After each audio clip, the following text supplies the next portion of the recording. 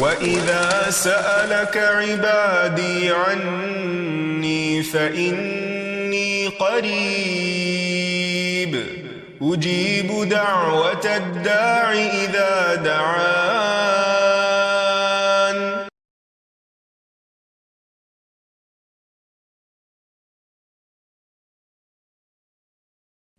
نحمده ونصلي على رسوله الكريم اما بعد فاعوذ باللہ من الشیطان الرجیم بسم اللہ الرحمن الرحیم رب اشرح لي صدری ويسر لي امری واحلل عقدۃ من لسانی یفقہوا قولی. السلام علیکم ورحمۃ اللہ وبرکاتہ. ناظرین، پروگرام دعا کیجیے کے ساتھ آپ کی خدمت میں حاضر ہے. آج ہم انشاءاللہ گناہوں کی بخشش کے موضوع پر آپ سے گفتگو کریں گے اور اس سلسلے میں دعائیں بھی آپ کے ساتھ شیئر کریں گے جن کو عام طور پر استغفارات کہا جاتا ہے، یعنی اللہ سے گناہوں کی بخشش مانگنا. سب سے پہلی بات تو اس سلسلے میں یہ جاننا ضروری ہے کہ گناہ ہے کیا. گناہ کی تعریف ایک حدیث سے ہمیں ملتی ہے کہ گناہ وہ ہے جو دل میں کھٹکے. نواس بن سمان رضی اللہ عنہ سے روایت ہے کہ میں نے رسول اللہ صلی اللہ علیہ وسلم سے نیکی اور گناہ کے بارے میں سوال کیا تو آپ نے فرمایا، نیکی اچھے اخلاق کا نام ہے اور گناہ وہ ہے جو تیرے دل میں کھٹکے اور تجھے یہ ناگوار ہو کہ لوگ اس سے باخبر ہوں. یعنی انسان کے دل میں جس بات پر، جس کام پر چبھن محسوس ہو اور جس چیز کو انسان لوگوں سے چھپانا شروع کر دے، سمجھیے کہ پھر وہ اللہ سبحانہ وتعالیٰ کی نافرمانی کا کام ہے. کیونکہ انسان فطری طور پر اللہ کی فرما برداری کے ساتھ پیدا کیا گیا ہے. اس کے اندر اللہ تعالیٰ نے اپنی پہچان بھی رکھی ہے، حیا بھی رکھی ہے اور نیکی کا جذبہ بھی رکھا ہے. قرآن مجید میں آتا ہے فَأَلْهَمَهَا فُجُورَهَا وَتَقْوَاهَا کہ انسان کے اندر اس کا فجور اور تقوی ہم نے الہام کر دیا، ڈال دیا. یعنی انسان کو فطری طور پر معلوم ہے کہ اچھائی کیا ہے اور برائی کیا ہے. پھر شریعت اس کو بتاتی ہے کہ حلال کیا ہے، حرام کیا ہے، جائز کیا ہے، ناجائز کیا ہے. ان ساری معلومات کے باوجود اصل مفتی انسان کے اپنے دل کے اندر ہوتا ہے، جو اسے آگاہ کرتا رہتا ہے کہ وہ کیا ٹھیک کر رہا ہے اور کیا نہیں. تو گویا گناہ کا معیار دل کی حالت پر ہے. جیسا کہ ایک اور روایت سے بھی ہمیں پتہ چلتا ہے، خوشنی رضی اللہ عنہ کہتے ہیں کہ ایک مرتبہ میں نے پوچھا کہ یا رسول اللہ صلی اللہ علیہ وسلم، یہ بتائیے کہ کون سی چیز میرے لیے حلال اور کون سی چیزیں حرام ہیں. آپ صلی اللہ علیہ وسلم نے سر اٹھا کر مجھے نیچے سے اوپر تک دیکھا اور فرمایا، نیکی وہ ہوتی ہے جسے کر کے نفس کو سکون اور دل کو اطمینان نصیب ہوتا ہے، اور گناہ وہ ہوتا ہے جس میں نہ نفس کو سکون ہوتا ہے نہ دل کو اطمینان، اگرچہ مفتی فتوے دیتے رہیں. یعنی ساری دنیا میں یہ کہتی رہے کہ تم ٹھیک کر رہے ہو، لیکن اگر انسان کا ضمیر چین میں نہ ہو اور وہ اس کے خلاف جا رہا ہو تو انسان کو ساری دنیا کے باتوں کے مقابلے میں اپنے ضمیر کی آواز پر کان دھرنے چاہیے. پھر سوال یہ پیدا ہوتا ہے کہ گناہوں کے بارے میں جاننا کیوں ضروری ہے. یعنی گناہ کی تعریف تو ہو گئی، لیکن گناہوں کو جان کر ان سے بچنے کی ضرورت کیا ہے. حقیقت یہ ہے کہ کوئی چھوٹا گناہ ہو یا بڑا گناہ ہو، اس کے اثرات انسان کی زندگی پر مرتب ہوتے ہیں. اس لیے بہت ضروری ہے کہ انسان گناہوں کے نقصانات کو جانے اور گناہ سے بچنے کے فائدے جانے، تاکہ پھر وہ واقعی گناہ سے یا اللہ تعالیٰ کی نافرمانی کے کاموں سے بچ سکے اور ہمیشہ کی کامیابی حاصل کر سکے. گناہ کا سب سے پہلا نقصان یہ ہے کہ انسان کا دل مردہ ہو جاتا ہے. قرآن مجید میں آتا ہے کلا بل ران علی قلوبہم ما کانوا یکسبون کہ ہرگز نہیں، بلکہ ان کے دلوں کو ان کے کاموں کی وجہ سے زنگ لگ گیا ہے. یعنی جب انسان گناہ پر گناہ کرتا ہے تو حسن بصری کہتے ہیں کہ انسان کا دل اندھا ہو جاتا ہے، پھر اس کے اندر حق و باطل کی تمیز ختم ہو جاتی ہے. ایک اور روایت سے پتہ چلتا ہے کہ دل سیاہ ہو جاتا ہے.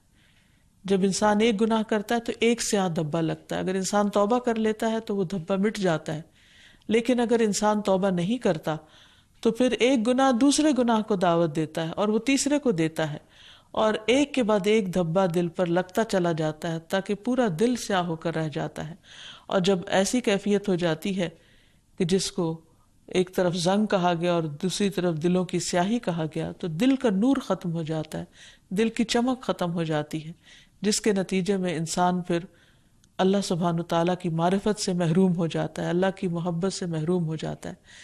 ایک حدیث سے بھی ہمیں پتہ چلتا ہے کہ گناہ دلوں پر غلبہ پا لیتا ہے، یعنی اسے کنٹرول کر لیتا ہے، اور پھر انسان کے دل کے اندر طرح طرح کی بیماریاں جنم لیتی ہیں. جس طرح انسان کے جسم کو بیماریاں لاحق ہوتی ہیں، اسی طرح انسان کے دل کو بھی بہت ساری بیماریاں لاحق ہو جاتی ہیں، جس کے نتیجے میں انسان پھر بدعمالیاں کرتا چلا جاتا ہے اور نیکیوں کا شوق اس سے ختم ہو کر رہ جاتا ہے. اسی طرح حدیث سے یہ بھی پتہ چلتا ہے کہ بعض جسمانی بیماریاں بھی انسان کو اس کے گناہوں کے نتیجے میں ملتی ہیں. رسول اللہ صلی اللہ علیہ وسلم نے فرمایا، جب کسی قوم میں بدکاری عام ہو جاتی ہے اور وہ اعلانیہ اس کا ارتکاب کرتے ہیں تو ان میں طاعون اور ایسی مختلف بیماریاں پھیل جاتی ہیں جو ان سے پہلے لوگوں میں موجود نہ تھی، یعنی ایسی نئی نئی بیماریاں جن کا کبھی نام بھی نہیں سنا گیا پہلے. ان کی سبب، ان کی وجہ کیا بتائی گئی کہ وہ گناہوں کی وجہ سے جنم لیتی ہیں. پھر اسی طرح حالات کی تنگی اور بے سکونی عام ہو جاتی ہے. اللہ تعالیٰ فرماتے ہیں، من اعرض عن ذکری فإن له معیشۃ ضنکا، اور جس نے ہماری نصیحت سے منہ موڑا ہم اس پر زندگی تنگ کر دیں گے. پھر اسی طرح گناہوں کی وجہ سے بہت سے مصائب اور مشکلات اترتی ہیں. حضرت عمر رضی اللہ تعالیٰ عنہ نے جب حضرت عباس سے بارش کے لیے دعا کرنے کو کہا تو انہوں نے کہا، اے اللہ، بے شک مصیبتیں گناہوں کی وجہ سے ہی نازل ہوتی ہیں اور انہیں صرف توبہ ہی مٹا سکتی ہے. رسول اللہ صلی اللہ علیہ وسلم نے فرمایا، کوئی گناہ اس لائق نہیں کہ اللہ اس کے کرنے والے کو دنیا میں جلدی سزا دے دے اور اس کے ساتھ ساتھ آخرت میں بھی اس کی سزا جمع رکھے، جیسے کہ ظلم اور زیادتی اور قطع رحمی ہے. یعنی یہ ایسے گناہ ہیں کہ جن کی سزا انسان کو دنیا میں بھی ملتی ہے اور آخرت میں بھی ملے گی. پھر اسی طرح انسان کے لیے بہت سی مشکلات پیدا ہو جاتی ہیں، اس کے کام مشکل ہو جاتے ہیں، دشواریاں اور تنگیاں پیدا ہو جاتی ہیں، کیونکہ انسان جب اللہ تعالیٰ کی نافرمانی کرتا ہے تو اللہ تعالیٰ اس بندے سے ناراض ہوتا ہے اور پھر اس کو امتحان میں ڈالتا ہے تاکہ بندہ دنیا میں ہی توبہ کر کے آخرت کے عذاب سے، سزا سے بچ جائے. پھر اسی طرح بعض دنیاوی آفات بھی گناہوں کی وجہ سے اترتی ہیں، جیسے سورۃ الروم میں فرمایا، ظهر الفساد في البر والبحر بما كسبت أيدي الناس، کہ خشکی اور سمندر میں فساد ظاہر ہو گیا اس وجہ سے جو لوگوں کے ہاتھوں کی کمائی تھی، یعنی ان کے اپنے ہی گناہوں کی وجہ سے. پھر گناہوں کی وجہ سے انسانی زندگی سے، انسان کے کاموں میں، انسان کے مال میں برکت ختم ہو جاتی ہے. اور اس سلسلے میں قرآن مجید میں اللہ تعالیٰ فرماتے ہیں، وَأَن لَوِ اسْتَقَامُوا عَلَى الطَّرِيقَةِ لَأَسْقَيْنَاهُمْ مَاءً غَدَقًا، اور اگر یہ لوگ سیدھے رستے پر قائم رہتے تو ہم انہیں ضرور بہت وافر پانی پلاتے، یعنی ان کے رزق میں برکت ہوتی، خوشحالی عام ہوتی. لیکن جب انسان گناہ کرتا ہے، اللہ تعالیٰ کو ناراض کرتا ہے تو یہ نعمتیں چھننے لگتی ہیں. اسی طرح بعض روایات سے یہ پتہ چلتا ہے کہ گناہ انسان کی عمر میں بھی کمی کا باعث بنتے ہیں. بعض گناہ اچانک موت کا باعث بھی بن جاتے ہیں. رسول اللہ صلی اللہ علیہ وسلم نے فرمایا، عمر میں اضافہ صرف نیکی ہی کرتی ہے، یعنی انسان کی نیکی کی وجہ سے، صلہ رحمی کی وجہ سے، خاص طور پر والدین کے ساتھ حسن سلوک کی وجہ سے انسان کو زیادہ موقع مل جاتا ہے جینے کا اور نیکیاں کرنے کا. پھر اسی طرح گناہوں کی وجہ سے بندے اور رب کے درمیان دوری آ جاتی ہے، اور انسان کے دل کے لیے سب سے بڑی وحشت ناک چیز یہی ہے کہ اس میں رب کا ذکر نہ ہو، اس میں سکون نہ ہو، اطمینان نہ ہو. پھر اسی طرح یہ ہے کہ انسانوں کے درمیان بھی دوریاں پیدا ہو جاتی ہیں، آپس کی محبتیں ختم ہو جاتی ہیں، گھروں کے اندر بے سکونی پیدا ہو جاتی ہے، اور قوم کے افراد کے درمیان باہم ایک دوسرے کے ساتھ ناچاکی اور لڑائی جھگڑے پیدا ہو جاتے ہیں. پھر اسی طرح گناہ کرتے رہنے سے انسان کے دل کے اندر سے گناہ کی نفرت ختم ہو جاتی، اور جب گناہ کی نفرت نہیں رہتی تو پھر انسان آسانی سے گناہ کرتا چلا جاتا ہے، اور اتنا بے حس ہو جاتا ہے کہ گناہ کرنے کے باوجود اس کو احساس نہیں ہوتا کہ اس نے گناہ کیا ہے، اور پھر اسے توبہ کی توفیق بھی نصیب نہیں ہوتی۔ پھر اسی طرح شیطان انسان پر مسلط ہو جاتا ہے، ایسا انسان شیطان کا آلہ کار بن جاتا ہے جو گناہ کرنے کے بعد توبہ نہیں کرتا، اور بعض گناہوں کی وجہ سے انسان لعنت کا مستحق بھی ہو جاتا ہے، یعنی اللہ سبحانہ وتعالیٰ کی رحمت سے دوری ہو جاتی ہے، جیسے نبی صلی اللہ علیہ وسلم نے سود کھانے والے پر اور کھلانے والے پر لعنت بھیجی ہے۔ پھر اسی طرح انسان بعض اوقات بڑے گناہ نہیں بھی کرتا لیکن چھوٹے گناہ معمولی سمجھ کر کرتا چلا جاتا ہے، تو یہ یاد رکھنا چاہیے کہ چھوٹے چھوٹے گناہ مل کر انسان کو ڈبونے کے لیے کافی ہو جاتے ہیں۔ رسول اللہ صلی اللہ علیہ وسلم نے فرمایا، چھوٹے گناہوں سے بھی اپنے آپ کو بچاؤ، کیونکہ بعض اوقات بہت سے چھوٹے گناہ بھی اکٹھے ہو کر انسان کو ہلاک کر دیتے ہیں۔ پھر رسول اللہ صلی اللہ علیہ وسلم نے اس کی مثال اس قوم سے دی جنہوں نے کسی جنگل میں پڑاؤ ڈالا، کھانے کا وقت آیا تو ایک آدمی جا کر ایک لکڑی لے آیا، دوسرا جا کر دوسری لکڑی لے آیا، یہاں تک کہ بہت سی لکڑیاں جمع ہو گئیں اور انہوں نے آگ جلا کر جو اس میں ڈالا پکا لیا، یعنی ایک ایک تنکا مل کر اتنی آگ بن گئی کہ پورا کھانا تیار ہو گیا۔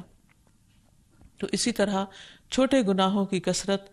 انسان کو جلانے کے لیے کافی ہے، یعنی چھوٹے گناہوں کی کثرت انسان کے لیے بڑی مصیبت کا پیش خیمہ بن سکتی ہے۔ پھر اسی طرح قرآن مجید سے یہ بات بھی پتہ چلتی ہے کہ جب مختلف اقوام کھلم کھلا گناہ کرنے لگتی ہیں تو عمومی طور پر ان پر عذاب آ جاتا ہے۔ اللہ تعالیٰ فرماتے ہیں وَاتَّقُوا فِتْنَةً لَا تُصِيبَنَّ الَّذِينَ ظَلَمُوا مِنْكُمْ خَاصَّةً وَاعْلَمُوا أَنَّ اللَّهَ شَدِيدُ الْعِقَابِ، اور اس مصیبت سے بچ جاؤ جو صرف انہی لوگوں کے لیے مخصوص نہ ہوگی جنہوں نے تم میں سے ظلم کیا، اور جان لو اللہ سخت سزا دینے والا ہے۔ یعنی اس عذاب سے بچ کے رہو، اللہ تعالیٰ سے توبہ کرتے رہو، کہیں ایسا نہ ہو کہ دوسروں کی گناہوں کی وجہ سے تم پر بھی عذاب آ جائے، کیونکہ جب کسی قوم میں گناہ ہوتے ہیں اور ان گناہوں کو روکنے کی کوئی کوشش نہیں کی جاتی تو پھر عمومی طور پر ایسی تکلیفیں آتی ہیں جو سب کو اپنی لپیٹ میں لے لیتی ہیں، حتیٰ کہ باقی مخلوقات پر بھی اس کا اثر پڑتا ہے، یعنی صرف انسان ہی نہیں جانوروں تک کو تباہ و برباد کر دیتی ہیں ایسی مصیبتیں۔ رسول اللہ صلی اللہ علیہ وسلم نے فرمایا، فاجر بندے کے مرنے پر اللہ کے بندے، شہر، درخت اور چوپائے سب آرام پا جاتے ہیں۔ پھر اسی طرح یہ ہے کہ قیامت کے دن انسان پر گناہوں کا بوجھ ہوگا جو اس کے لیے شرمندگی کا باعث ہوگا۔ قرآن مجید میں آتا ہے وَلَا تَزِرُ وَازِرَةٌ وِزْرَ أُخْرَى وَإِن تَدْعُ مُثْقَلَةٌ إِلَىٰ حِمْلِهَا لَا يُحْمَلْ مِنْهُ شَيْءٌ وَلَوْ كَانَ ذَا قُرْبَىٰ، کوئی بوجھ اٹھانے والا دوسروں کے گناہوں کا بوجھ نہیں اٹھائے گا، اور اگر بوجھ سے لدا ہوا شخص کسی دوسرے کو اٹھانے کے لیے بلائے گا بھی تو کوئی اس کے بوجھ کا کچھ بھی حصہ اٹھانے کو تیار نہ ہوگا، اگرچہ وہ اس کا رشتہ دار ہی کیوں نہ ہو۔ اسی طرح قیامت کے دن گناہوں کے مطابق انسان کا جسم پسینے میں ڈوبا ہوا ہوگا، کوئی ٹخنوں تک، کوئی گھٹنوں تک، کوئی اس سے اوپر تک۔ پھر اسی طرح بعض گناہ ایسے ہوتے ہیں کہ جو نیکیوں کو کھا جاتے ہیں، نیکیوں کو ضائع کرنے کا سبب بن جاتے ہیں، جیسے غیبت، چغلی، طعنہ زنی وغیرہ وغیرہ۔ تو اس لیے بہت ضروری ہے کہ انسان اپنے گناہوں سے توبہ کر لے اور استغفار کرے، اور دنیا سے رخصت ہونے سے پہلے اپنی بخشش کروا لے، کیونکہ بخشش کا دروازہ موت تک کھلا رہتا ہے، لیکن مرنے کے بعد انسان قبر کے سارے عرصے میں اگر سارا وقت بھی استغفار کرتا رہے تو اس کو اس سے کچھ فائدہ نہیں۔ اللہ سبحانہ وتعالی انسان کو خود استغفار کرنے کی ترغیب دیتے ہیں، فرمایا افلا یتوبون الی اللہ ویستغفرونہ واللہ غفور الرحیم، کیا یہ لوگ اللہ کے حضور توبہ نہیں کرتے اور اس سے بخشش طلب نہیں کرتے، حالانکہ اللہ بخشنے والا اور رحم کرنے والا ہے۔ اسی طرح تمام لوگوں کو اللہ تعالیٰ نے استغفار کا حکم دیا، وَأَنِ اسْتَغْفِرُوا رَبَّكُمْ ثُمَّ تُوبُوا إِلَيْهِ، اور یہ کہ اپنے پروردگار سے معافی مانگو اور اس کے حضور توبہ کرو۔ ایمان والوں کی صفت یہ ہے کہ وہ خاص طور پر سحری کے وقت توبہ کرتے ہیں، استغفار کرتے ہیں، وَالْمُسْتَغْفِرِينَ بِالْأَسْحَارِ۔ پھر اسی طرح تمام انبیاء اپنے رب کے حضور استغفار کرتے رہے، ابراہیم علیہ السلام کہتے ہیں والذی اطمع ان یغفر لی خطیئتی یوم الدین، اور میرا رب وہ ہے جس سے میں توقع رکھتا ہوں کہ قیامت کے دن میری خطائیں معاف فرما دے گا۔ موسیٰ علیہ السلام نے دعا کی قال رب انی ظلمت نفسی فاغفر لی فغفر لہ انہ هو الغفور الرحیم، اے میرے پروردگار بلا شبہ میں نے اپنے آپ پر ظلم کیا ہے لہٰذا مجھے معاف کر دے، چنانچہ اللہ تعالیٰ نے اسے معاف کر دیا، بلا شبہ وہ بڑا بخشنے والا رحم فرمانے والا ہے۔ پھر یونس علیہ السلام نے دعا کی لا الہ الا انت سبحانک انی کنت من الظالمین۔ داؤد علیہ السلام نے دعا کی وظن داؤد انما فتناہ فاستغفر ربہ وخر راکعا واناب۔ اب داؤد کو خیال آیا کہ دراصل ہم نے اس کی آزمائش کی ہے، چنانچہ انہوں نے اپنے پروردگار سے معافی مانگی اور رکوع میں گر گئے اور اس کی طرف رجوع کر لیا۔ تو اس سے پتہ چلتا ہے کہ اتنے بڑے بڑے پیغمبر جو اللہ کے محبوب بندے تھے کس طرح اللہ تعالیٰ کے سامنے عاجزی کرتے ہیں اور اپنے گناہوں کی معافی مانگتے ہیں۔ پھر اسی طرح نبی صلی اللہ علیہ وسلم دن میں 100 بار استغفار کیا کرتے تھے، تو اس لیے ہم سب کو بھی کثرت سے استغفار کرنی چاہیے۔ استغفار بیماریوں کا علاج بھی ہے اور اللہ کے عذاب سے بچانے والا بھی، اللہ سبحانہ وتعالیٰ کی رحمت پانے کا ذریعہ ہے، اور پھر بارش کے نزول کا ذریعہ بھی ہے، زراعت میں برکت کا ذریعہ، کبیرہ اور صغیرہ گناہوں سے معافی کا ذریعہ، اچھا اعمال نامہ پانے کا ذریعہ، یعنی قیامت کے دن انسان کو جن کی بخشش ہوگی ان کو خوشخبری دی جائے گی اور ان کا نامہ اعمال جو ہے وہ بہترین نامہ اعمال ہوگا۔ پھر جنت میں درجات کی بلندی استغفار کی وجہ سے ہوگی۔ تو اس لیے ضروری ہے کہ ہم اٹھتے بیٹھتے اپنے گناہوں کی معافی مانگتے رہیں، اور استغفار کے لیے انسان اپنی زبان میں بھی اللہ تعالیٰ سے بخشش مانگ سکتا ہے، لیکن بہتر یہ ہے کہ اگر انسان قرآنی دعاؤں اور مسنون دعاؤں کا سہارا لے اور ان کو سیکھ بھی لے، کیونکہ یہ ہم سب کی ضرورت ہے۔ جہاں تک قرآنی دعاؤں کا تعلق ہے تو اس میں آتا ہے رب انی ظلمت نفسی فاغفر لی، اے میرے رب بلا شبہ میں نے اپنے آپ پر ظلم کیا ہے لہٰذا مجھے معاف فرما دے۔ پھر ہے رب اغفر وارحم وانت خیر الراحمین، اے میرے رب بخش دے اور رحم کر، اور تو رحم کرنے والوں میں سب سے زیادہ رحم والا ہے۔ پھر ہے رب اغفر لی ولوالدی وللمؤمنین یوم یقوم الحساب، اے پروردگار مجھے بخش دے، میرے والدین اور سارے مومنوں کو جس دن حساب کتاب ہو۔ پھر ایک اور دعا ہے ربنا اتمم لنا نورنا واغفر لنا انک علی کل شیء قدیر، اے ہمارے رب ہمارے لیے ہمارا نور پورا کر دے اور ہمیں بخش دے، یقیناً تو ہر چیز پر خوب قادر ہے۔ پھر ہے ربنا اغفر لنا ذنوبنا واسرافنا فی امرنا وثبت اقدامنا وانصرنا علی القوم الکافرین، اے ہمارے رب ہمارے گناہ بھی معاف فرما دے، اور ہمارے کام میں اگر زیادتی ہو گئی ہو تو اسے بھی معاف فرما دے، اور ہمیں ثابت قدم رکھ اور کافروں کے مقابلے میں ہماری مدد فرما۔ پھر اسی طرح نبی صلی اللہ علیہ وسلم نے جو استغفارات سکھائے ہیں ان میں آتا ہے استغفر اللہ واتوب الیہ، رب اغفر لی، پھر رب اغفر لی ما اسررت وما اعلنت، پھر ہے اللہم اغفر لی ذنبی وخطئی وعمدی، پھر ہے سبحان اللہ وبحمدہ استغفر اللہ واتوب الیہ، پھر اسی طرح استغفر اللہ الذی لا الہ الا هو الحی القیوم واتوب الیہ، پھر ہے اللہم اغفر لی ذنبی کلہ دقہ وجلہ اولہ وآخرہ وعلانیتہ وسرہ، اے اللہ میرے تمام گناہ معاف کر دے، چھوٹے بڑے، اول آخر، ظاہری اور پوشیدہ۔ پھر اسی طرح اللہم انی ظلمت نفسی ظلما کثیرا ولا یغفر الذنوب الا انت فاغفر لی مغفرۃ من عندک وارحمنی انک انت الغفور الرحیم،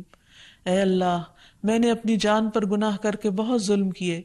اور تیرے علاوہ کوئی بھی گناہوں کو معاف نہیں کر سکتا، اس لیے اپنے پاس سے میرے گناہوں کو معاف فرما اور مجھ پر رحم فرما، بے شک تو بڑا بخشنے والا نہایت مہربان ہے۔ پھر اسی طرح سید الاستغفار ہے اللہم انت ربی لا الہ الا انت خلقتنی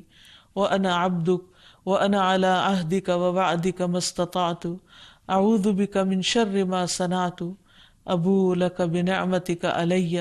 وأبوء لك بذنبي فاغفر لي فإنه لا يغفر الذنوب إلا أنت۔ اے اللہ تو ہی میرا رب ہے، تیرے سوا کوئی معبود نہیں، تو نے مجھے پیدا کیا، میں تیرا بندہ ہوں، اور جہاں تک میری استطاعت ہے تیرے عہد و پیمان پر قائم ہوں۔ میں تجھ سے اپنے کاموں کے شر سے پناہ مانگتا ہوں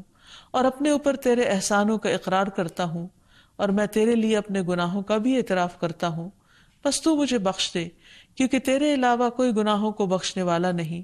پھر فرمایا کہ جو کوئی صبح ان کلمات پر یقین رکھتے ہوئے ان کو کہے گا تو اگر اسی دن شام سے پہلے اسے موت آ جائے تو وہ جنت والوں میں سے ہوگا،